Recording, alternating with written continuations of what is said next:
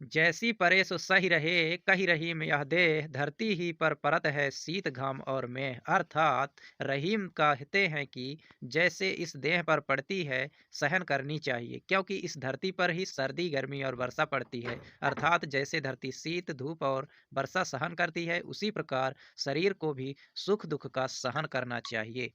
रहीमन असुआ नयन ढरी जिय दुख प्रगट करे, जाहि निकारो गेह ते कस न भेद कहि दे। अर्थात रहीम कहते हैं कि आंसू नयनों से बाहर मन का दुख प्रकट कर देते हैं। सत्य ही है कि जिसे घर से निकाला जाएगा, वह घर का भेद दूसरों से कह ही देगा। रहीमन नीर पखान बूढ़े पै सीझै नहीं, तैसे मूरख ज्ञान बूझे पै सूझै नहीं। जी अर्थात जिस प्रकार जल में पड़ा होने पर भी पत्थर नरम नहीं होता, उसी प्रकार मूर्ख व्यक्ति की अवस्था होती है। ज्ञान दिए जाने पर भी उसकी समझ में कुछ भी नहीं आता है। बरु रहीम कानन भल्यो बास करिए फल भोग, बंधु मध्य धनहीन हुए बसिबो उचित न योग। अर्थात रहीम दास जी कहते हैं कि निर्धन होकर बंधु बंधुओं के बीच रहना उचित नहीं है।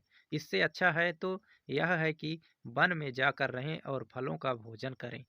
रहीमन रीत सराहिए जो घट गुण सम होय, भीत आप पे डारी के सबय पियावे तोय। अर्थात रहीम कहते हैं कि उस व्यवहार की सराहना की जानी चाहिए जो घड़े और रस्सी के व्यवहार के समान हो। घड़ा और रस्सी स्वयं जोखिम उठाकर दूसरों को जल पिलाते हैं। जब घड़ा कुएं में जाता है तो रस्सी के टूटने और घड़े के फूटने का कोई भय नहीं होता है।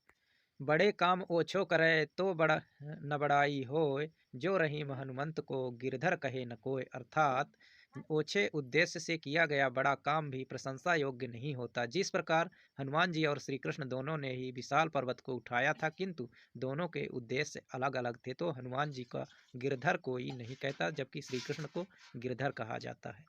मन मोटी और दूध रस इनकी सहज सुभाय, फट जाए तो ना मिले कोटिन करो उपाय। अर्थात रस, फूल, दूध, मन और मोती जब तक स्वाभाविक सामान्य रूप में है तब तक अच्छे लगते हैं, लेकिन यह एक बार टूट फट जाए तो कितनी भी युक्तियां कर लो, वे फिर से अपने स्वाभाविक और सामान्य रूप में नहीं आते हैं, न तो शोभा देते हैं।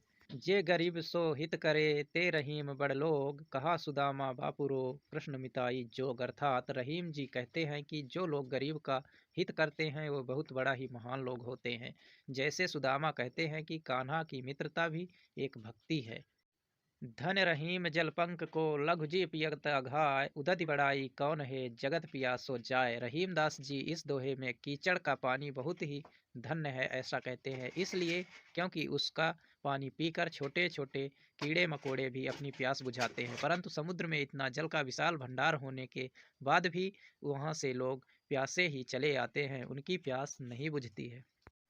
कही रहीम या जगत ते प्रीत गई दे टेर, रही रहीम नर नीच में स्वार्थ स्वार्थ टेर। अर्थात रहीम जी का मानना है कि इस संसार से प्रेम समाप्त हो गया है, सभी अपने स्वार्थ में रहने लगे हैं और दुनिया पूरी स्वार्थी हो गई है, दुनिया पूरी मानव रहित हो गई है, ऐसा रहीम जी का कहना है।